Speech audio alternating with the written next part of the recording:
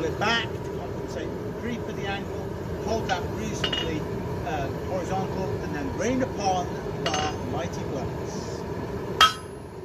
As soon as you finish here, now I'm going to dig into the heel of the handle, rather. Can you see my hammer?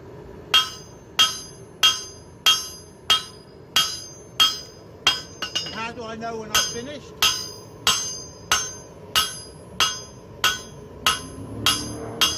Inch and an eighth, right? About that. Inch and a little bit. I'm getting close. So yeah, right up my 3/8. I want this to be reasonably parallel. If you don't have it reasonably parallel, you're going to get a surprise later on when you're dressing the boss of the hinge plate. Which is why I was fussy about digging in with this rather than